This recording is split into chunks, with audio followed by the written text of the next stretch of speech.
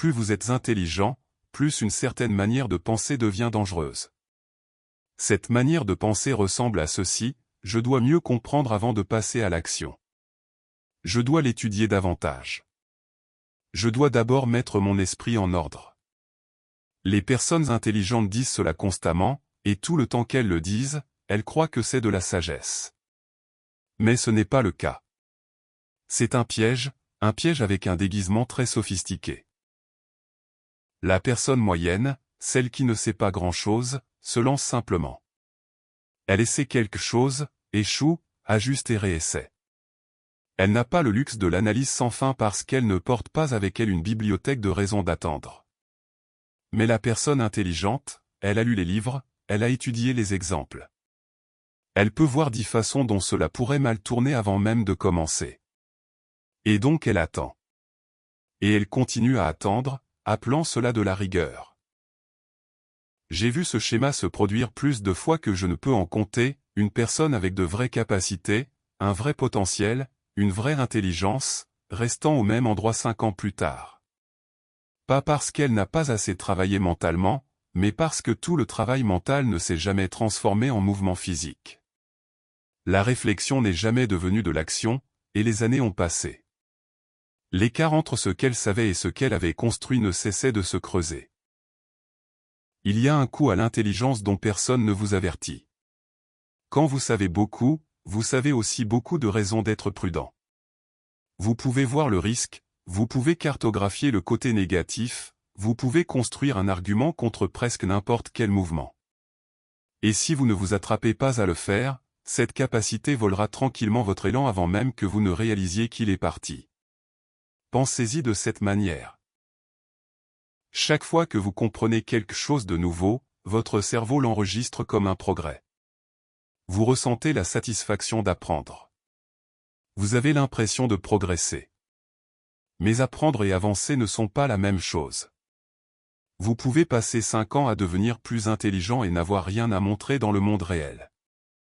Aucun produit, aucun client, aucun résultat, aucune preuve que tout cela était réel.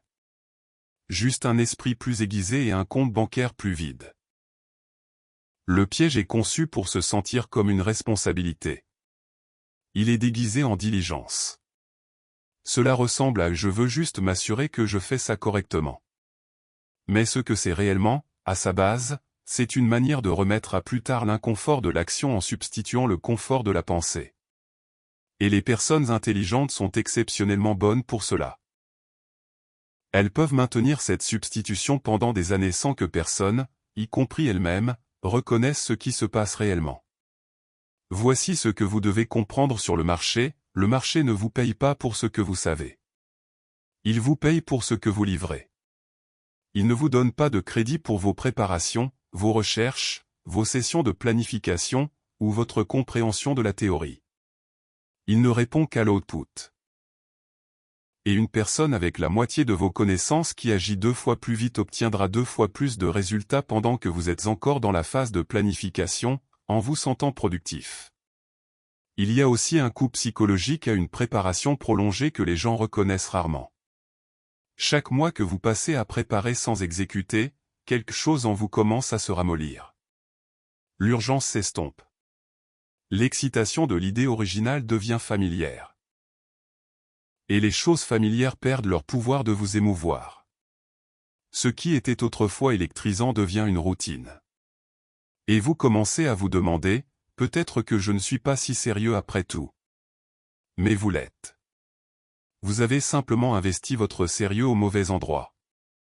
Certaines des personnes les plus intelligentes que j'ai rencontrées n'avaient presque rien à montrer pour des décennies de pensée intelligente. Et certaines des personnes les plus réussies que j'ai rencontrées n'avaient aucun génie particulier. Elles avaient simplement la volonté d'agir avant d'être prêtes, d'échouer avant d'être confortables et d'apprendre en se déplaçant au lieu d'apprendre sur place. Cet écart entre savoir et agir est là où l'intelligence devient un passif au lieu d'un atout. Le remède n'est pas d'arrêter de penser. Ce n'est pas d'arrêter d'étudier ou de planifier. Le remède est de mettre un plafond à la préparation et un plancher à l'action. Décidez qu'à un moment donné, à un point spécifique, pas un vague, un jour la réflexion se termine et l'action commence. Pas quand vous êtes prêt, car ce sentiment vient rarement. Quand la date limite dit que c'est l'heure, ce changement seul a fait plus pour plus de gens que n'importe quelle quantité de connaissances supplémentaires n'aurait pu le faire. J'ai appris au fil des ans qu'il existe une version du travail qui semble incroyablement productive mais ne produit presque rien. C'est le travail du plan. Le tableur, le plan, le document stratégique, le calendrier, le cadre révisé, la réunion sur le cadre. Cela ressemble à du progrès de l'extérieur. Cela ressemble à du progrès de l'intérieur. Mais c'est une forme très occupée de rester immobile, et beaucoup de gens intelligents en ont fait leur occupation à temps plein. Je veux que vous compreniez ce qu'est réellement un plan. Un plan est une supposition. C'est tout. C'est votre meilleure pensée actuelle sur la façon dont quelque chose devrait se passer.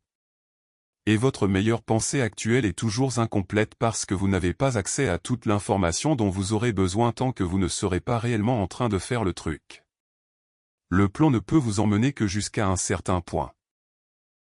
À un moment donné, le territoire doit vous apprendre ce que la carte n'a pas pu. Le problème avec les gens intelligents et les plans, c'est que les gens intelligents font des plans très convaincants. La logique est étanche, les étapes sont claires, les projections semblent raisonnables. Et ainsi le plan devient quelque chose dont vous êtes fier, quelque chose que vous ressentez comme étant vôtre.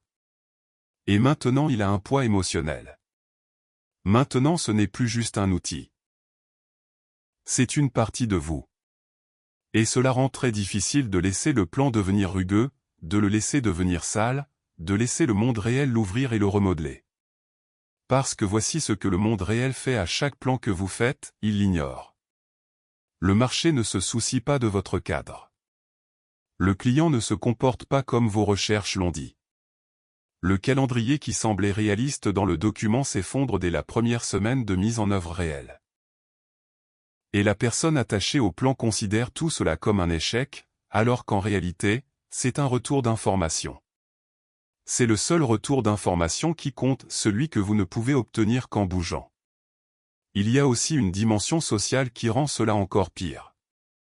Lorsque vous partagez votre plan avec les gens, vous obtenez une réponse. Les gens réagissent.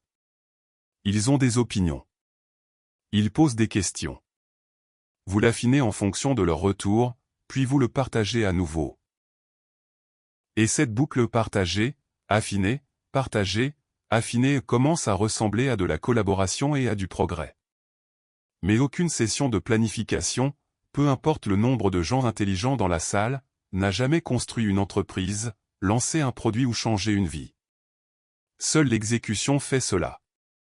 Je pense à la personne qui a planifié de commencer quelque chose pendant 1 an et demi. Elle a tout planifié. Elle a étudié la concurrence, elle a esquissé les phases, elle sait ce qu'elle va faire lorsqu'elle atteindra le premier plateau. Elle a réfléchi au branding, à la tarification, à la communication, et rien de tout cela ne s'est encore produit. Rien n'est réel. Cela existe seulement dans des documents, des conversations, et dans son imagination. Et chaque semaine de planification continue rend simplement l'écart entre la carte et le territoire un peu plus large. Voici ce qu'il en est des plans qui vivent uniquement sur le papier, ils ne rencontrent jamais de friction. Ils ne rencontrent jamais de résistance. Dans le document, tout coule proprement d'une étape à l'autre. Il n'y a pas de clients difficiles, pas de coûts imprévus, pas de membres d'équipe qui ne performent pas, pas de marché qui change, pas de technologie qui tombe en panne. Le plan est un monde sans friction, et le monde réel n'est que friction. Et la seule manière d'apprendre à naviguer dans la friction est d'y être, pas de planifier pour cela à une distance de sécurité.